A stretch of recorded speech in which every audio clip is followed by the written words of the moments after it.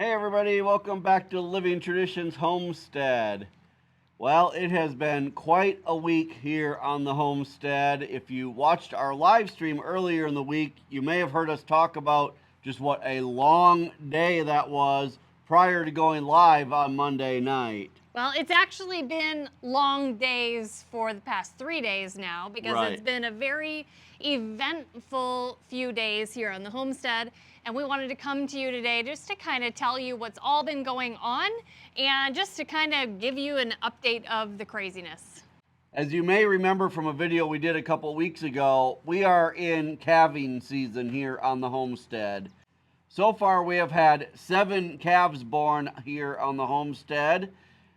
Most of them are doing great. We did have one that was either stillborn or the mom just didn't clean it off well after it was born, and by the time we found it, it was already deceased and it had the bag still on it. All the other births so far have been successful. So we currently have 6 live calves on the ground. Now this year we have 8 first-time moms who should be giving birth to calves. We're hoping that all 8 of them will actually have calves this year. We saw our bull being very active with all of them last summer, so we anticipate we're going to have a very good calving season.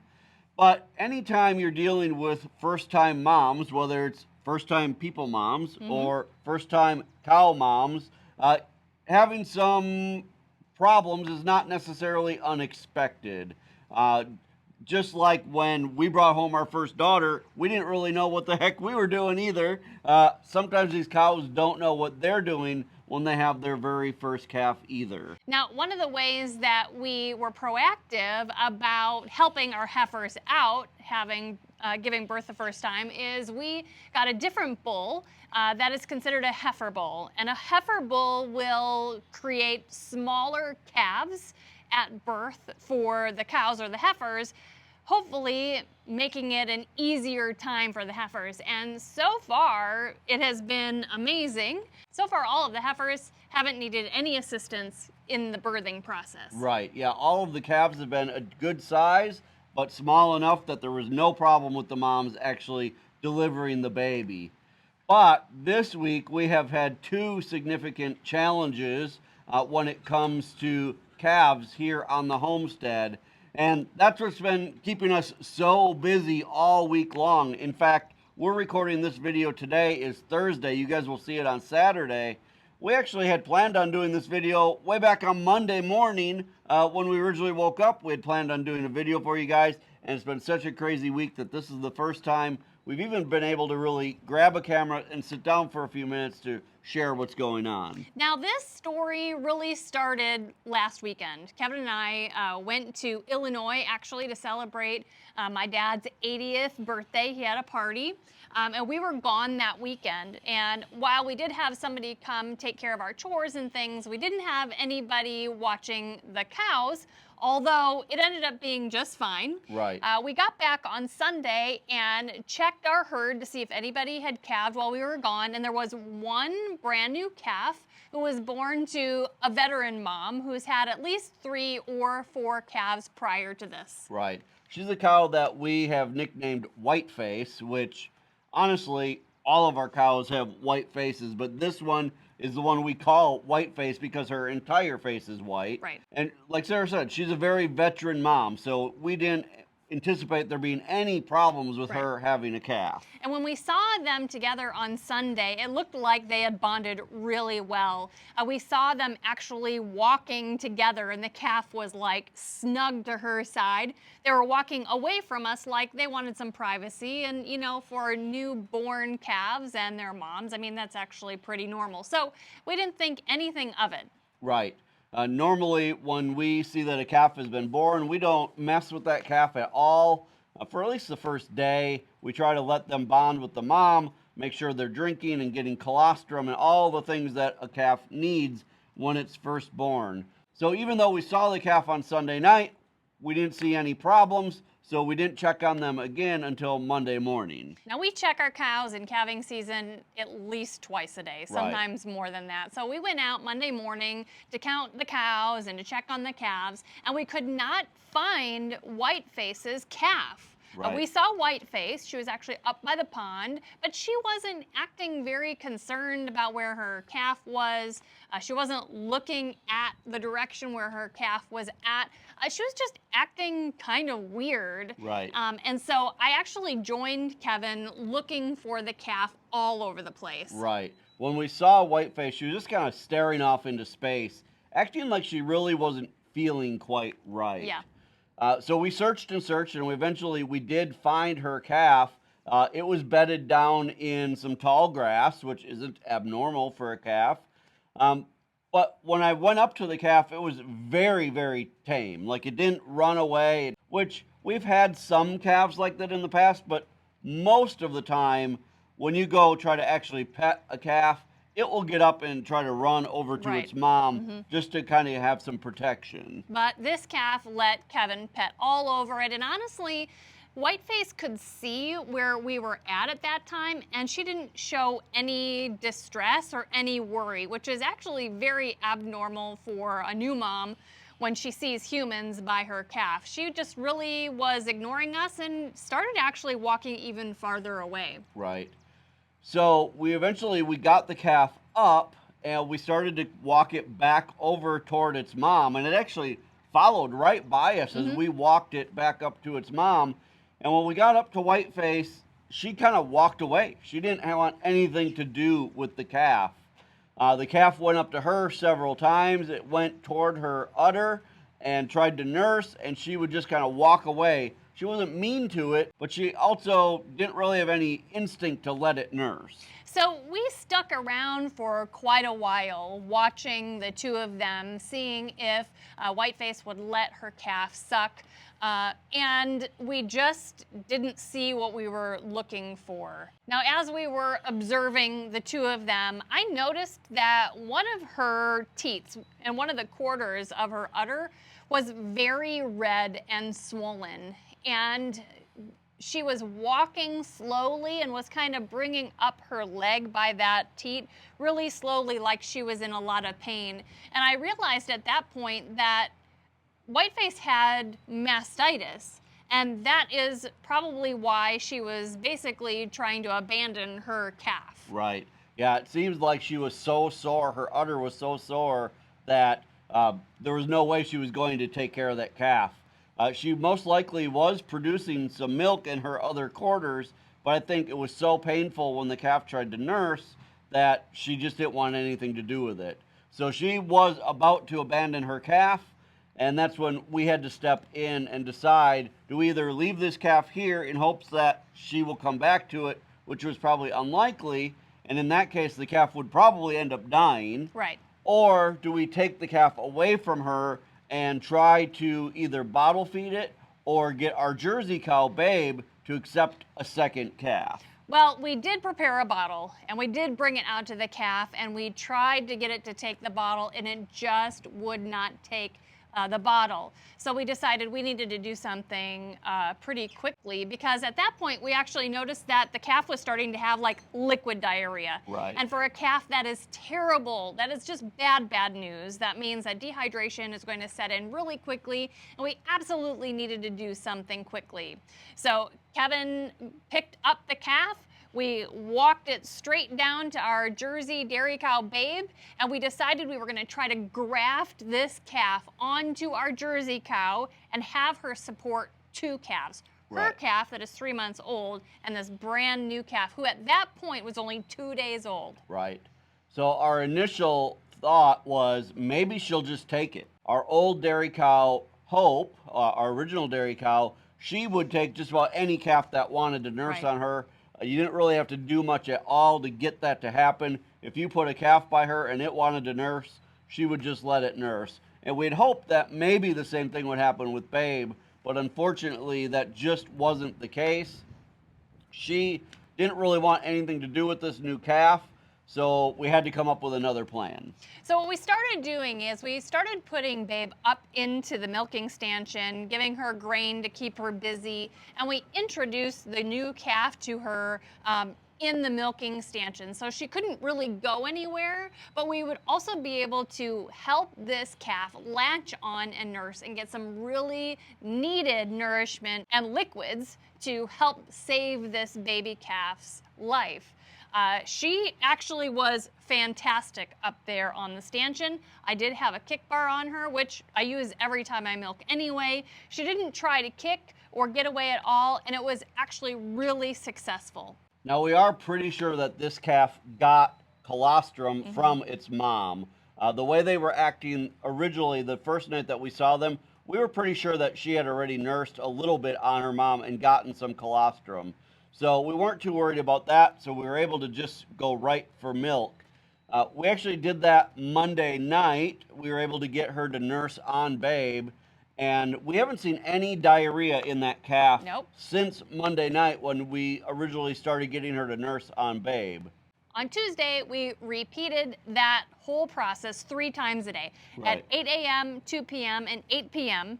And then on Wednesday, we did the same thing, 8 a.m., 2 p.m., 8 p.m. Right. And we've been allowing Babe's original calf, Sylvester, to come up and feed a couple times a day. But he's already 4 months old, so he doesn't need to feed a lot anymore. So we've been separating him back out into the pasture with our steer and our bull. And during the day, it's just Babe and the new calf, who we have named Annie because she was an orphan. We named her Annie. So Annie and Babe are up in the barn lot together all day. Well, our hope was that they would really bond after doing this for a few days. But they just have not bonded yet. Annie really wants to be a part of that little family, but Babe just really isn't having it. She'll sniff her, but she really hasn't really accepted Annie as her own calf. So we're still struggling to make that connection there with them. Right.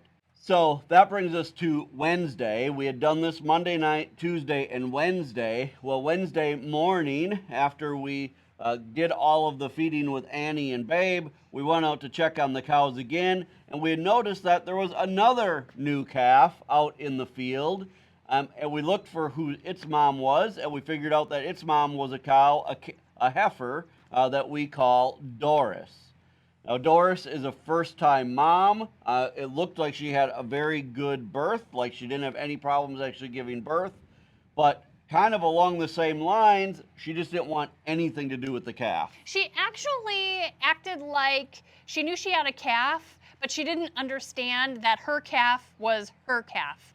She actually went off mooing and calling her calf like way on the opposite side of the field as her actual calf.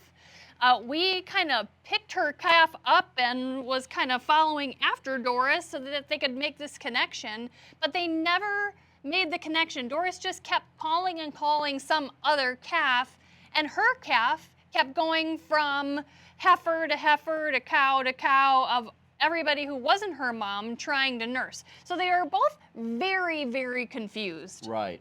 Yeah, it was very strange. It was like she knew she had a calf, but she didn't know which calf it was, and the calf knew she had a mom, but she didn't know which of the cows out there was her mom. And when they got together, it's like it never really clicked. Like she would smell her calf and just like go walk away, Right. and her calf would smell her and wouldn't even try to really nurse off of her. It was Right. very strange. Right.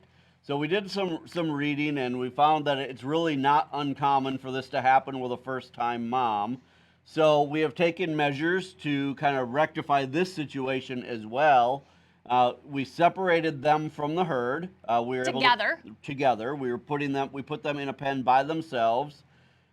We'd hoped that maybe just doing that would solve some of the problem, but it didn't seem to. Now, because we found this new calf within the first day of being born, we were really uncertain whether or not it had gotten any colostrum. And so that was really our first priority, was to make sure that that calf got some colostrum. Right. So we luckily had some colostrum in the freezer. Anytime our dairy cow gives birth for a couple days, after she's done giving colostrum to her baby, we save some colostrum and freeze it for situations like this. Right. So we were able to thaw out a half-gallon of colostrum, 2 quarts of colostrum, and over the course of about 4 or 5 hours, we gave that calf the full half-gallon of colostrum. One feeding, we gave it a quart, and then a few hours later, we gave it another quart, and it actually drank out of a bottle really, really well. That's right. But at the end of the evening, they still weren't getting together, so we decided to kind of force the situation a little bit more with Doris and her calf. Right. Luckily, just the day before, I had set up a brand new kind of cattle working system that we had purchased. It is a sweep tub, an alley, and then we have our squeeze chute at the end. I got that all set up just the day before, not knowing that we would need it, but it actually worked out really well because we were able to put Doris in the squeeze chute, open the bottom of the squeeze chute, and let her calf actually nurse from her in the squeeze chute. So that was last night. Right. So last night, the calf successfully nursed from Doris in the squeeze chute.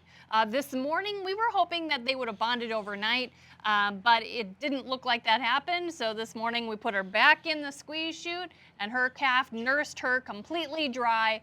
That was this morning, and now we're here. Right. So it has seemed like there's been some progress with the two of them. They do seem to be bonding a little bit. Not to the point where Doris is letting her nurse yet, but we've seen them really sticking kind of closer together. Yes. The calf follows Doris around in the pen. Doris has sniffed her, and I've even seen her lick her a couple times, but she still won't let her nurse. So we are kind of at a crossroads with her.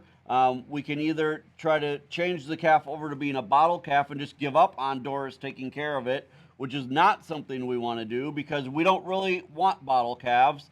We have a lot going on here on the homestead, and we don't really have time to be bottle feeding a calf.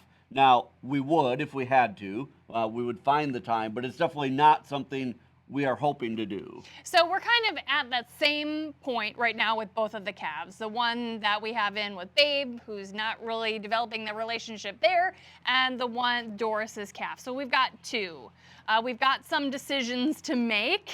We have to decide how long we're going to keep this up before we either, number one, turn them both into bottle calves, or number two, find somebody looking for bottle calves that we can sell them to. Right. We actually have at least one, if not two, families that we know are really interested in having bottle calves, heifer calves, come to their farm so that they can raise them and then they can be part of their permanent herd. But the fact that these are both girls and we want them to be part of our permanent herd, Right.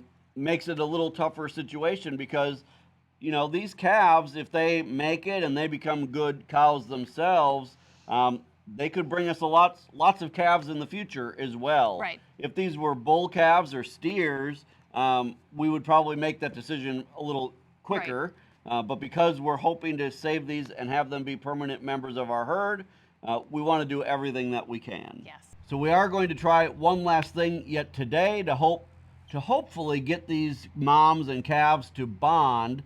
And that is we're going to try this product that we found at our local feed store. We actually saw this when we were at the feed store yesterday. We've never used it before. We're in no way affiliated with this company, but it's a product called Orphan No More Calf Claimer Powder. And we saw it yesterday. It was about $18 for this bottle. And from my understanding, you use about a third of a bottle per calf. So we came home, we did some research about it. It actually had really good reviews online. So we're going to try this today. And what it's supposed to do is it's supposed to make the moms and the calves think that they belong together. Basically, you wet the calf, you sprinkle this on them, and it apparently makes the calf like irresistible to the mom, and she like needs to lick it like all over the place. For some reason, the cows want to lick this product off the calf, and during that process, they kind of bond with each other, and that's what we're really hoping for. Right. So we're going to go out and do this. We're going to bring you guys along while we do this. We're going to just have to put the camera on a tripod and let you watch as we do it because it's going to be a two-person job. And then we'll basically leave the calves and the cows together and see what happens. And hopefully within a day or two, they'll be all bonded and ready to go back out with everybody else.